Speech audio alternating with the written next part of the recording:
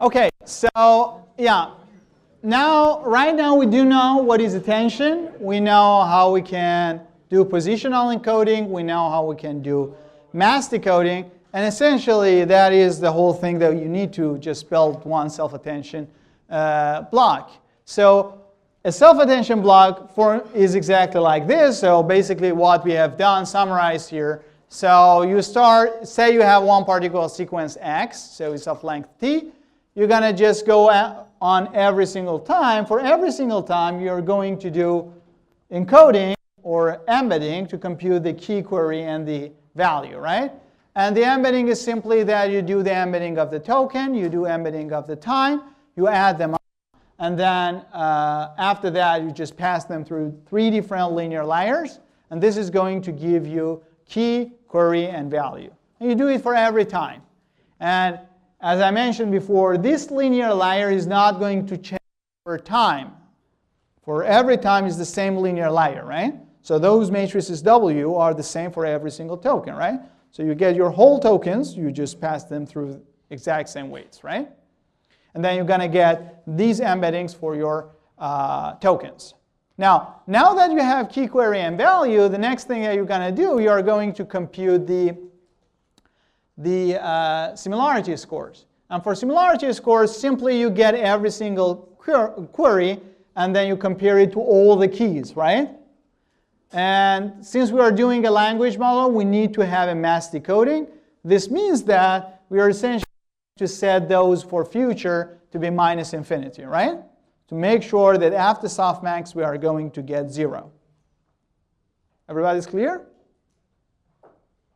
Great. So now I have the scores.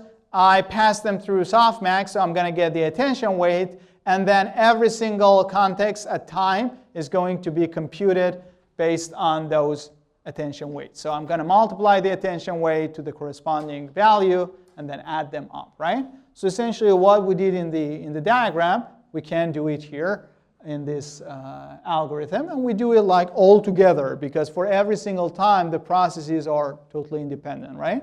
So you can think of T different parallel processes going all together, right? Everybody's clear? Now, I have put here self-attention head. Do you know why we call it self-attention? This is self-attention because the sequence is looking at itself. Can it look at another sequence? Yes. If you get your query and compare it to the key of another sequence, then it's going to be a cross-attention, right? And this is what, for instance, we do when we want to translate. So you get the key of the other sequence, the English sentence, and then the query at every single time in the German sentence, and then you compare that query, the German query, to the English key to see this particular token, this particular word in the German sentence needs to pay attention to which English word, right? So that is cross-attention. We're not doing it here. Translation, we do it. Yeah? As I said, this is when you do encoding, decoding together. But right here, we are just doing decoding, so we just do self-attention. We pay attention to our own sequence. Basically, we'll look at what we have set up to this point to make the next token, right? So this is the reason that I call it self-attention. And I am calling it a self-attention head, a single head. And you might say, why we call it head? Because, well, I can do the same process multiple times in parallel, right? So I get my whole sequence, pass it through one of this block, I get a bunch of context, right? And then I take the same tokens, pass it through independent other block, right? It's going to give me a bunch of other context, right? And I can do it as much as I want. Does it remind you of anything specific we do in deep learning? Any other architecture? Convolution, right? So in the convolutional layers, we do the same thing, right? You get the filter, you convolve it with the whole image, right? You get a map. But you don't do it once, right? You do it multiple times. So each time you consider one other filter, one convolution, you generate one other map. And you make as much maps as you need, right? It's the same thing here. You get the self-attention, you process it in one sequence, apply it in one sequence, you get a bunch of context. But this is one sequence of context, right? You can just make as much sequences as you want. And the more you make, the more for each context you're going to get, right? So this is the idea that we call it multi-head attention. So in multi-head attention, essentially we have one self-attention head. So every single blue block here is essentially this algorithm here, right? With its own weights, with its own keys, queries, right? So everything generated here by its own, right? So you're going to get this sequence, and then you pass it through one of them. You're going to get a bunch of, context, right? For every single time, you're going to get one context, correct? And you can do it h different times, right? So you have h different of these self-attention blocks, and each of them is computing one context. So at the end of the day, you're going to get, for every single time, you get h different contexts, right? And then you concatenate everything together and look at it as one context, right? So it means that C11 to C1h is your context at time 1 now. C21 to C2h is the context at time 2, and so on till the last one, right? So each of those blocks you see here is one head of self-attention. You do h different of them in parallel, then you're going to get a multi-head attention. Yeah?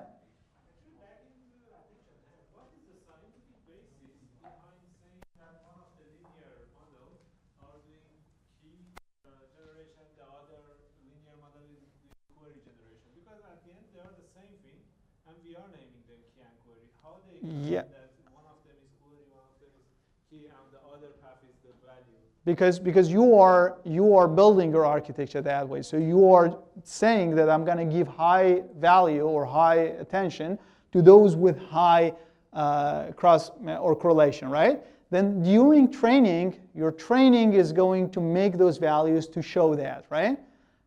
But we cannot force each of those networks to do that. But you are, at the end of the day, minimizing the loss, right? When you minimize the loss, the only way that the loss could get well minimized is when that thing happens, right? So you cannot prove that this is definitely going to happen, but what you can say that computation in the model is going to move towards a way which intuitively means that, right? Because intuitive interpretation, what are those numbers representing? You don't know. But one thing that you can definitely see is that the keys are different from the values, right? And then the idea that built the model was this, right? They do that, and they show that it can. Sorry. Whether you can prove that this is really happening in practice, you find the information to make sure that this is really happening, right? Yes, there are things like empirical approaches are there, but analytic investigation you cannot definitely do it because it's huge, right? But I don't know of like a small dimensional study in that respect. But empirically, yes, it has been done. Like you look at the keys, and then you're going to see like dummy examples where some specific words are important for translation at the other side, and then you see that the query and the key are going to somehow pick that particular word, that particular token, and then you understand that what you had intuitive idea behind the architecture is really working. My main question is that if we want to extend this concept into another application, let's say physics-informed neural networks, yes. How can we extend the same phenomenon into that field? For example, is there any way to figure out? I mean, yes. I mean, as we or essentially what I don't know if this is the idea that you had in mind or not.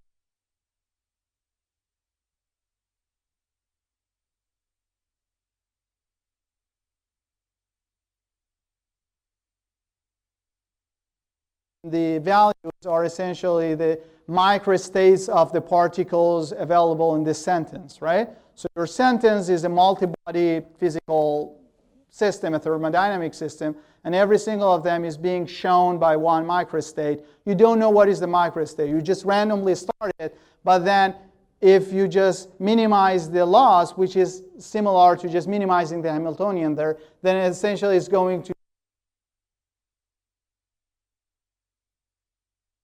is showing what you want, right? But as I said, this is only intuitive. What happens behind the computation, nobody, at least I cannot say it. Yeah. No worries. Other? Right now we have the following ways to learn is like the weight K, Q, V for each self-attention head, and then there are like 8 sets of them to be learned. Yes, exactly. So what is the intuition behind choosing the H? Like based on like the initialization of the key? Well, simple answer, the more the better. Yeah. So when you have more, I'm going to explain it. I think it's just one. Well, yeah, this is going to be here. So one thing. Usually, what you do is that the size of the context, the concatenated context, the C here, is going to be fixed always. And then this means that if you increase the number of heads, then the size of every single context computed in each head is smaller, right? And then since every single head is going to be carried out by a bunch of separate processors on your computer, then it's going to make it more and more parallel, right? And then it's better, yeah? I mean, if you have enough GPUs, then you just add more and more, right? But typically, I mean, there is like a sign of rule of thumb, depending on your computing resource, depending on the problem, the model size, then there are some rule of thumbs that you can compute how many heads you can have. Just like mathematically, if I want to get the weights, it should be a matrix which is like with a dimension of s times e. But then Exactly. like, if we choose the h to be the embedding size, then each weight it becomes like a vector of like a size s. Is that right? Yeah, I mean, if you think of every single of this C, I mean, C is the same dimension as your key and value and other things, right? C of every head, right? So if you think that C is of dimension E, for example, I mean, the concatenated one, then every single of them is going to be E by H, right? And the more H you have, this is going to be a smaller, right? So the embedding inside each head is going to get a smaller, right? So each head is doing a smaller computation, but you have so many of that.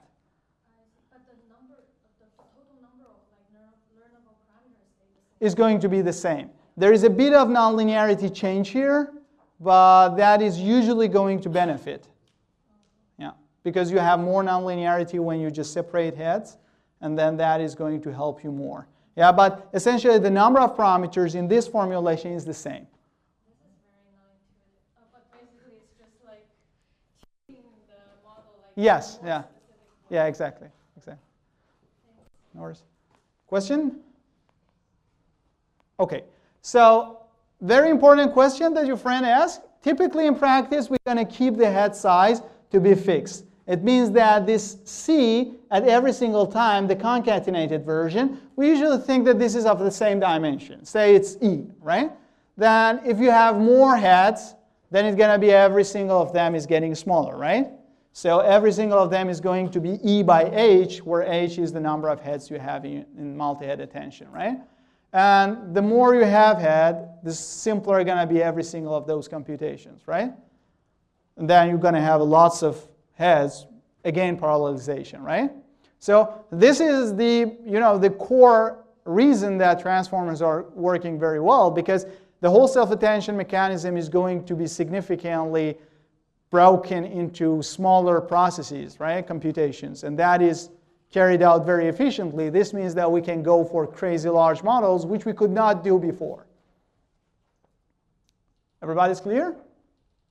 So that being said, let's just build one multi-head self-attention. So if I have a multi-head self-attention, then I'm going to get a sequence I want to process, and I just specify the number of heads. Then exactly as much as heads I have, I'm going to have attention heads, right?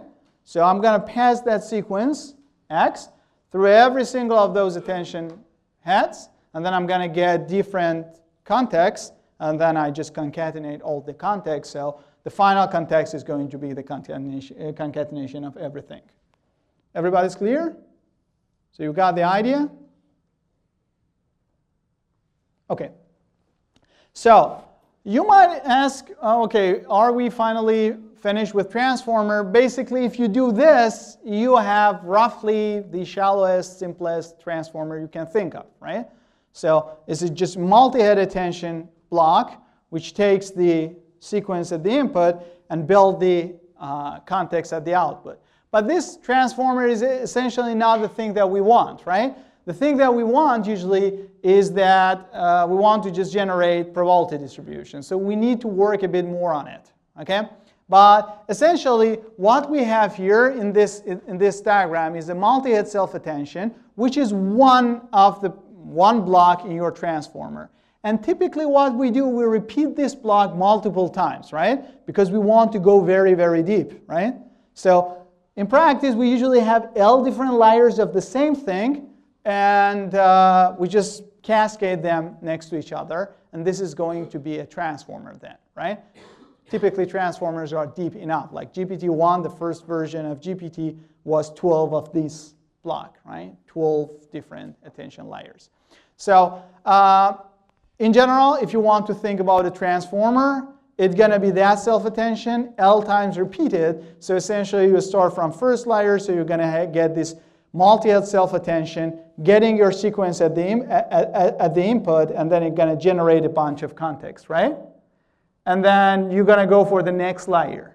And typically, in the original proposal, the idea was that after doing this computation, you do one MLP, right? One layer of feed-forward. Like you get every single of those, contexts. You do one process on it. Why we do it? Basically, we want to make our model more and more complex because we want to have more parameters. And more parameters means more capacity. So our model is more capable of representing what we want, right? So this is nothing like no specific theory behind it. It's just computation, right? Extra computation, yes? So because of the, since this is also parallel in some nature, so this is very scalable, right? Yes. I mean, because the more complex it gets, Yes. because of its modular nature, Yeah. it can just be stacked. Exactly. Yeah. So you can do it like before this. You couldn't just make this, huge deep architecture on a sequence.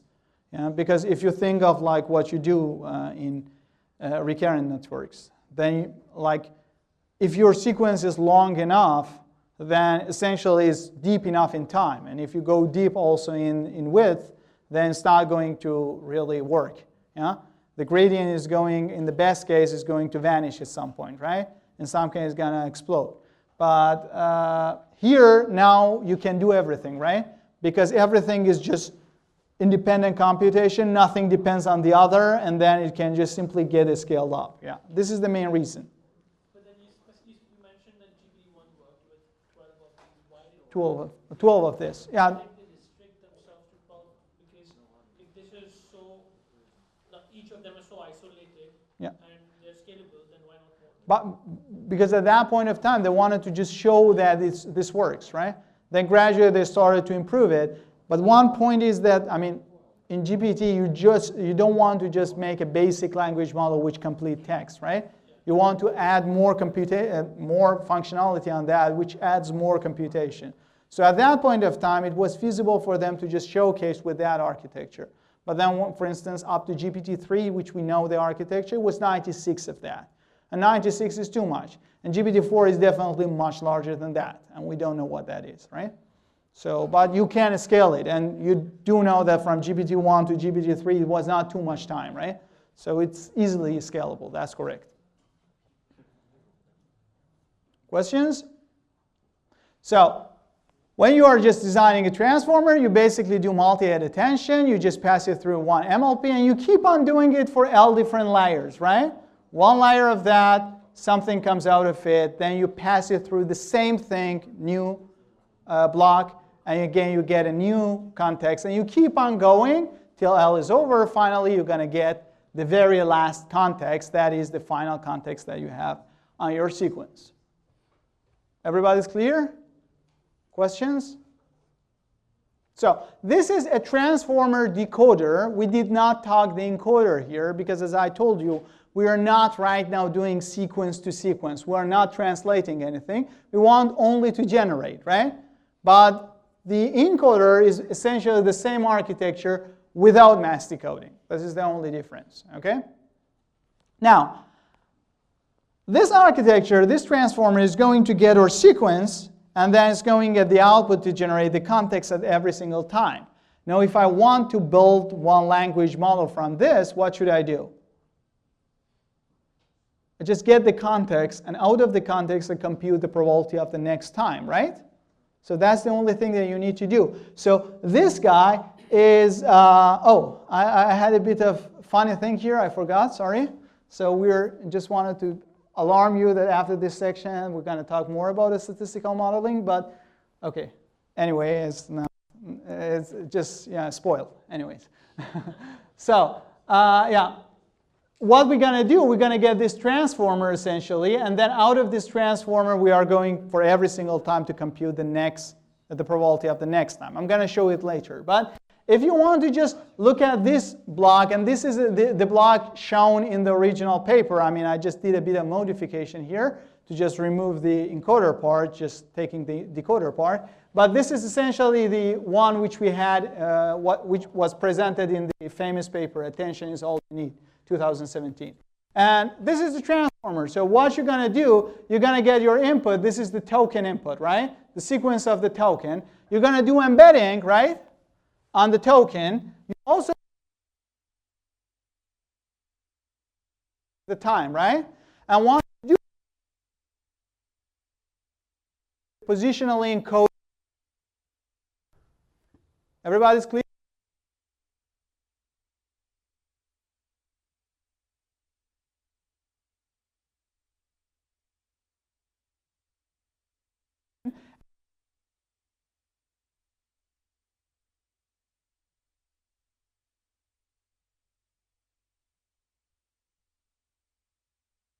And once it does this, I'm going to have, bunch of context coming out of that multi-head self-attention.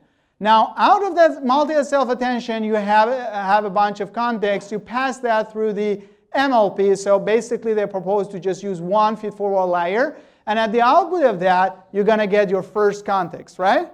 And now you're going to get this context. You pass it through the next block of the same form exactly. So you're going to repeat this block L times, right? And finally, you're going to get the output of the transformer decoder. Everybody's clear? Questions? So you got how the transformer is working, right? Yeah. So that feed-forward neural network just changed dimension, kind of like? Not really. Not really. You can do it, but really you don't do it. I mean, one point here, you don't have dimension h. It's e, right? H is the number of heads, right? Oh. Every single of them has a bit of dimension. Then altogether is E, for instance, embedding size, right? Typically, the output is also E. Oh. What is the reason? I'm going to mention it right now, okay? But everybody's clear how the transformer is generating the output, right? Now, these guys here, taking one point here and then skip to the other point. What do we call them? Skip connection, right? So skip connection is the idea of residual learning, right? So that is one thing that they added. This is not coming from their work. It was known long before. Yeah. And there is also here add and normalization. I mean, add is simply because of a skip, right? So whatever the input is, you're going to take it as well to the output and you add it up, right? And why it works, why it's important, because it's going to help us avoid vanishing the gradient, right? So this is a skip connection. What about norm? Do you know what is norm? Normalization. So this is layer normalization here, right? So this is same thing as the batch normalization in the layer dimension. Basically, you normalize everything to make them look statistically the same each time that you do the computation, right? So these two things are skip connection and normalization. If you want to know more about that, you can just check the words like skip connection, layer normalization. You can also find them in the deep learning lectures. So, but this is not important for understanding the architecture. So they are basically some techniques to improve the stability of this architecture. So it doesn't do anything weird. And then basically this is the transformer that you have. Now, your transformer is essentially taking the token input and computing the context, but what you want is the distribution. So the last thing you're going to do, you're going to look at the context of every time, and you pass it through one MLP, right? And that MLP has a softmax at its output, and it's going to compute a probability vector for you, which is the probability of the next token, right? So this is going to be the transformer-based language model. So essentially, you're going to start, or you're going to pass the whole sequence through one transformer. So the transformer could use essentially H different heads and L different layers. And then at the very last layer, you're going to get a bunch of context. Then you have context for every single time. If you want to predict the token of the next time, you're going to get that context. You pass it through MLP. You're going to get the context of the next time. Right? Sorry, the probability of the next time, right? So that probability is the output of the softmax, is exactly the same dimension as, dimension of PE is the same as, everybody? Vocabulary size, right? Because it's going to say what is the chance of every single token inside vocabulary showing up next, right? And that is the whole language model based on the transformer. Basically, GPT is the same thing, very much scaled up. Questions? No question? Okay, so now let's just have a bit of imagination, think how we can train this architecture. So this architecture is looking like a super nested deep architecture, but essentially you have a very good gain here, and that is that you have a huge parallel processing here, right? So everything can be computed in parallel. Now, if you have lots of GPUs, then you just offload every single of those tiny computations on one of the GPUs. Everything get computed at the same time, right? So if you want to do the training, definitely you're going to do multiple epochs. Then when you get into epoch, you start to just make a batch, right? So every single batch that you have is going to contain a sequence of length t plus 1, right? And why I do it t plus 1? Because for token 1, I want my transformer to predict token 2, right? For token 1, 2, I want my transformer to predict token 3, right? For token 1, 2, 3, I want my transformer to predict token 4, right? For token 1, 2, 3, 4 till t, I want my transformer to predict token t plus 1, right? So I'm going to take a sample of length t plus 1, right? Now, next thing that I'm going to do, I'm going to go inside batch. And when I get into the batch, I pass every single sample through the transformer-based language model that I have. So you're going to go over all of those self-attention units, and then you're going to get the very output of the transformer. Then I compute the MLP, the final MLP, to compute the probability. And once I compute the probability, I essentially have the probability of every single next time, right? So x1 to xt go in, the probability of token 2 to token t plus 1 immediately comes out, right? When I want to compute the probability of token t plus 1, I don't need to wait for everything before, right? So it's not recurrent anymore. Yeah? Everything is computed at the same time, right? Now, I'm going to get all the probabilities at the same time. Now, how can I, or with what should I compare those probabilities? With the exact next token I have in my sentence, right? So I'm going to look at the probability of token 2, and I look at the real token 2 that I have inside my sequence, right? And I'm going to say, I want you to be this, right? Meaning that I'm going to get this guy, compute the probability at that point. That's going to be the likelihood. And then I compute the gradient of the likelihood. This gradient is going to tell all of the weights inside this architecture how you should change, so that in the next iteration, the probability that comes out is larger at the place of that particular token, right? So you're basically going to compute the gradient of the log likelihood. For every single time, again, you can do everything in time in parallel, so a huge parallelization here going on. And then finally, that you computed that, you come out with lots of gradients. You average those gradients based on the optimizer that you have, and you update all the weights for the end-to-end architecture, starting with from your tokens, ending up with the probability, right? Every weight is going to get updated. Embeddings, all of those connections, all of those linear layers, everything is going to get updated right away, right? And then you keep on doing forever, essentially, till you get your model trained, right? Yes?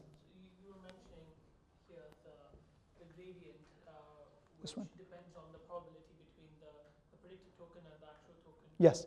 Which will further contribute to the learning rate, right? Learning rate is showing up here, yes. When you are updating, you update with the learning rate, of course. How is learning rate optimized or calibrated? I mean, that is, if there are ways to do it, but essentially, I cannot say that I do know what exactly they do in practice. So, you can do different, of course, you are not going to use basic SGD. You are going to use some, atom weights or something like that. And that one has some sort of scheduling inside it going on. But at the end of the day, it's very hard to say. They do lots of tuning there, which I don't know exactly what they do. But basically, it's the same thing as you do with the small neural networks, right? But in a larger scale, of course, yeah. Questions? Everybody's clear? So you got the idea how we train it? Yes? Line 5? Yes. Once you get, if you have one token, so you say you're at token T, right? And then you do all the computation until you get CT, right? Out of this CT, you compute PT plus 1, the probability of the next token, right? And then this is going to be a very long vector containing the probability for every single token in your vocabulary, right? So it's going to be PT plus 1 and 1 till PT plus 1 and I, right? Now, you do know that the next token is this one, right? So you want this one to be very large, close to 1, anything else to be 0, right? Then you're going to compute this P at that point. So when I write PT plus 1 at point xt plus 1, it means that I am looking at the index of the next token, and I'm going to take the probability that I see at the output, right? And then I'm going to compute the log of that one, which is essentially the cross entropy, right? And I try to minimize that, which means that I'm trying to push the probability high, right? Yeah. I'm minimizing minus that, right? So you see the minus here. This is minus of the likelihood, right? Yes, all of them. Yes, for all of them, we're doing maximum likelihood. So we are maximizing likelihood, minimizing the cross entropy. Yes, always. I just got confused by the different notation. Yes, yeah, probably. Yeah. But it's exactly the same thing that we did. Yeah. Thank you. Of course. Questions? Everybody's clear? So you feel fine? Are you happy with transformers now? Or you still find it complicated? Essentially, if you look at it deep down, if you think very deep about that, it's essentially much less complicated as compared to the previous architectures, right? Because it's doing just linear transforms in it, right? But the whole idea of combining them sounds a bit complicated. But at the end of the at the end of the day, every single operation you are doing here is essentially things that you had in, feed-forward neural net, the MLPs, right? You don't do any weird convolution or something, right? So in that sense, it's even easier, I would say. But yeah, I agree that combining them in the way that we do it in attention is a bit intuitive. Yeah? So this is why people think it's complicated. Okay, so one important thing, once again, I want to indicate that this is going to help us do parallel processing extensively. And this is going really to benefit us because now we can just train a huge model, right? Models that we never thought we can do, right? With respect to sequences. Of course, when we don't have a sequence, we just have an image, we can do a huge depth, right? But when we have a sequence, it's hard to go over sequence and at the same time be very deep. But these transformers enabled us to do that simply because of this parallelization going on here. Okay, that's it. Now let's think about also generation. Say we got the transformer language model, we did the training, so everything is over, all the weights are perfect. Now we want to just generate or complete a sentence. This means that you are going to have one particular sequence, one particular incomplete sequence, x1 to t, and then you want to see what's going to happen from t plus 1 to t, right? So you want to complete it that way. What you're going to do, you're going to start with time t, right? So at the particular time t, you have your sequence x1 to xt. You don't have anything in the remaining of the sequence, right? You're going to think of it as empty token, right? And now you're going to get this one. You give it to your transformer language model, right?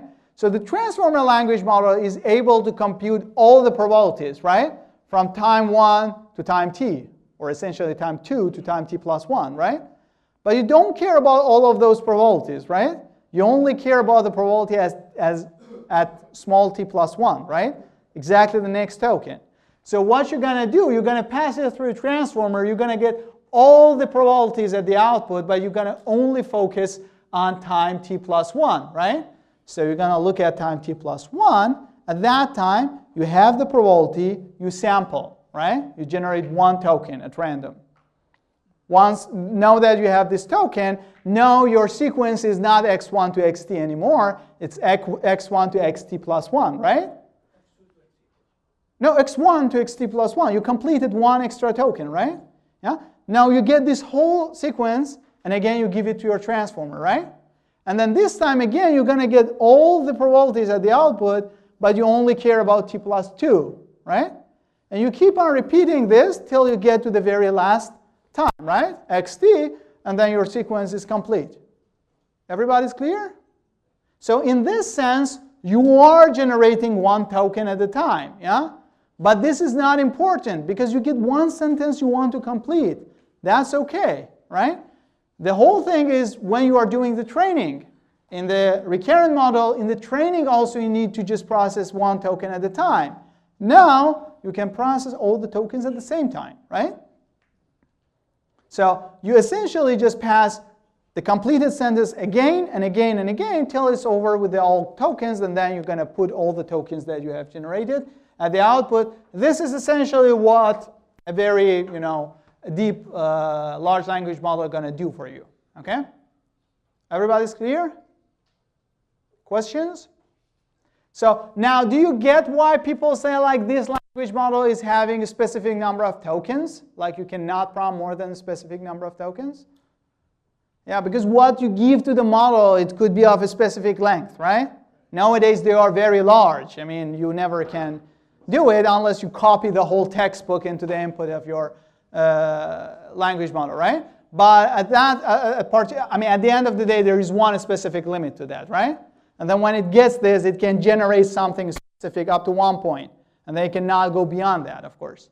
As I said, nowadays you don't feel it when you work with commercial language models, but at some point of time, it's really a thing. Okay, so what I have shown here, just as a kind of hint, it has a bit of redundant computations as well, right? So if I only care about the probability of the next time, why should I do the computation of the previous times, right? And you might say, okay, your transformer is going to do the computation anyway, but there are some tricks by caching to reduce that computation as well. So these are just computational techniques. We're not going to discuss it, but just as a hint, in practice, they are going to be implemented more efficiently, but the main idea is exactly the same thing, right? So these are only computational tricks to reduce the complexity of your computation. So yeah, that's pretty much this about the transformer language model. So now the most large language models that you have nowadays, they're basically transformer-based language models. So what we had here was essentially LLM, only you think of a crazy large version of it, right? Huge sequence going in, so many number of layers, and then a massive data set to do the training, okay? So this is, a crazy scale up of this architecture that I told you is going to be the large language model, and I just want to insist, we're going to see next session, is crazy, really crazy upscale. Because, you have you're going to go over everything inside internet and take it as the data, right? And then huge number of tokens at the input, huge number of layers, and you keep on training, yeah? This is the first thing I wanted to mention. One other thing that I want to mention here is that what we have done up to this point, I mean, we started with the most basic one. We ended up with the transformer. But we always did a language model. The language model is going to get a text, right, and complete it. But nowadays, you don't simply give a text to ChatGPT and ask it to complete it, right? You ask questions, right? What is your idea about this? And it's going to generate something, right? Which is related to your question. Now, the question is how we get from a text completer into that one. This is another thing. We need to do a few more steps. Things like fine-tuning, for example, right? Or prompt engineering on them. We're going to talk about it next session. But we have done pretty much most of the thing, right? So we have now one entity, one intelligent entity, which can make coherent sentences meaningful. It has knowledge, and all of those knowledge are what it got from the data set, right? The only thing we need to do extra is to make it talk about the task we want, right? I want you to answer this question, or I want you to tell me what is the sentiment inside this particular text. And then once you do a bit of fine-tuning or something like that, it's going to start doing this. This is when all of this boom in AI happened, right? So the generative AI happened. We're going to talk about this next. So we're going to have one specific, next section is going to, section is going to be about the LLMs. One last thing that I wanted to mention here is about, for those of you who might be interested to check out the original paper, attention is what you need, all you need.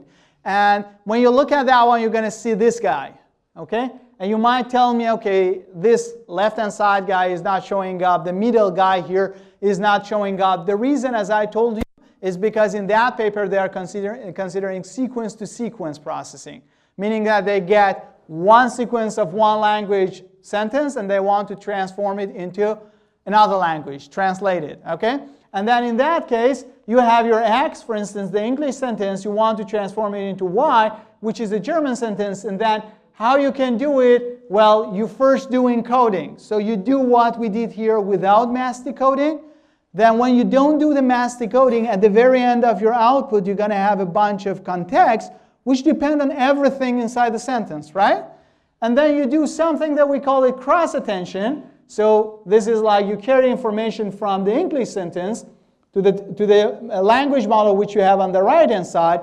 And this language model starts to generate a coherent German sentence based on the information received from the encoder, right? And this is going to be the corresponding German translation, right? So we don't have these two particular parts here because essentially we're talking about the language model. We only do decoding.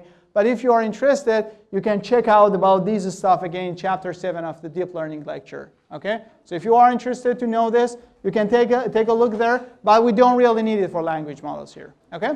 So that's it. See you on Thursday.